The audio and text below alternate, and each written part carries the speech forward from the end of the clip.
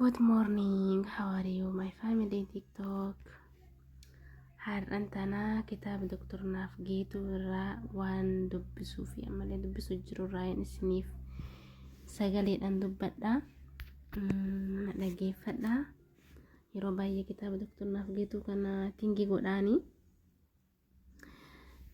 haa galatoomu. Kitaaba jireenya ilma namaa keessatti waan baay'ee of eeggannoo gochuu fi akkasuma immoo fayyaa keenya fi fayyoota qaama keenyaa wantoota baay'ees keessa jira.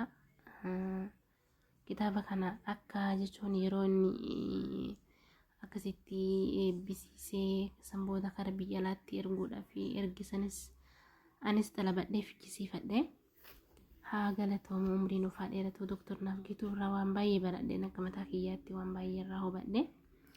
So mee sartii lamaan takka isin dubbisaa. Dr. Naaf Geetuun maal jechuu ture? Fayyummaan qaama keenyaaf malu jiruuf jireenya filatamoo ta'anii jedhe. Eeyyeen jiruuf jireenya guyyaa guyyaan dabarsinu keessatti wantoonni dhimma fayyaa waliigalaa walii hin qabne kan biroo yoo hojjanne karaalee hedduudhaan fayyaa ofii keenyaa miidhuu dandeenya. Kunis fayyaa nama tokkoo kan miidhamu tarii waan fayyaa keenyaaf barbaachisan gochuu dhiisuudha yookaan ammoo waan fayyaa keenya balaarra buusan osoo beeknus ta'ee osoo hin beekinis taasisuudhaan ta'uun mala. Kanaaf ammoo haala jiruuf jireenya keenya ittiin adeemsifnu kanneen fayyaa qaama keenyaatiif baay'ee barbaachisoo ta'an beekuu dhabuun fayyaa keenya miidhuu caalaaf irbaata akka of hin gooneef tooftaa yookaan ammoo haala akkamiitiin jireenya keenya guyyaa guyyaa keessatti fayyaa keenya eeggachuu akka qabnu beekuutu nurra jira jedhe. Haala jiruuf jireenyaa yookiin ooltoo bultoo keenya keessatti tooftaan fayyaa keenyaa ittiin eegnu baay'ee diddiirsuu dandeenya. Isaan keessaa inni duraa wantoota fayyaa keenya irratti balaa qaqqabsiisan irraa of eeggachuu, jiruuf jireenya fayyummaa qabnu, healthy lifestyle jiraachuu fi wantoota gurguddoo gochuu qabnuu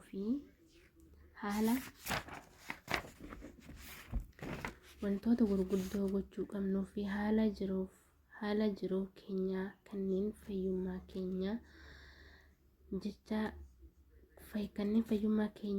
jecha jijjiiruu qabnu tokko tokkoon akka armaan gadii kaasne kana ilaallu ta'a.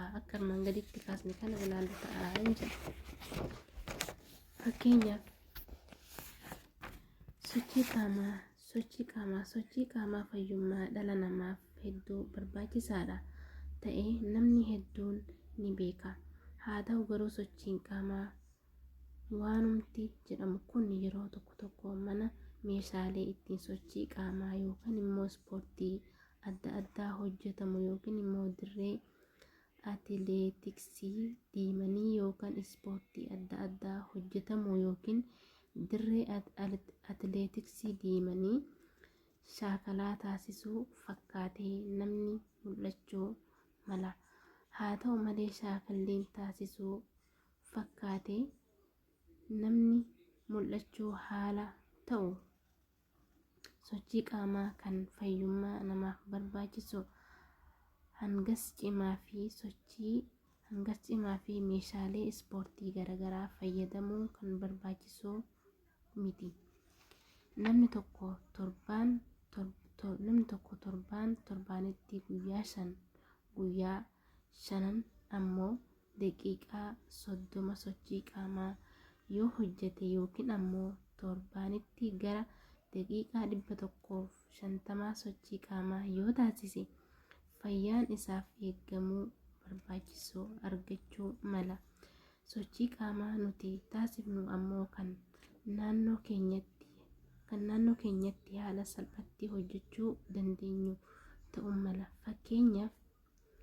Fakkeenyaaf kanneen akka wadaroo utaaloo, fiigichaa, sosokka'uu, daddaffiin deemuu fi kan kana fakkaatan ta'uu mala.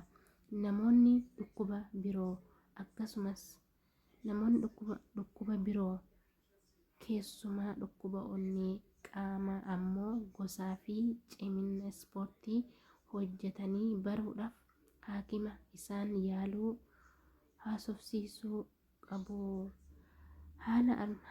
Haasofsiisuu qabu yaani garuu immoo dhugaa rabbii dubbachuuf kitaaba kanarraa waan baay'ee arguutti jira. Haasofni kiyya kun kaayitiin isiniif gala afaan Oromoo dubbachuu jira. Ispoortii sochii qaamaa godha. Yeroo fakkeenyaaf dadhabdanii qaamni keessan isinitti ulfaatee hafuura addaan isin kutee akka wayii isin godhe mee daqiiqama godhanii jechuudha. Fakkeenyaaf daqiiqama godhanii fiigatii qaama keessan kana sochii qaamaa godha. Sanbooda jechuudha. Sanbooda jechuudha isinii nagaa taatanii hojii keessan hojjettanii yookiin immoo nagaa taatanii waan hojjettanii akkasii kana maharraa akkasumatti dhaabnaa ani amma asiin gaheetii jira. Durallee dubbisee ammallee kun irra deebidha. So akkasii yeroo keenya yeroo qabnu waan nu fayyadu wayii dubbisuuf barachuun nurraa jiraatu akkasii isiniin jedha. Inshaallah ni hubattan jee yaada isinitti haa tolu.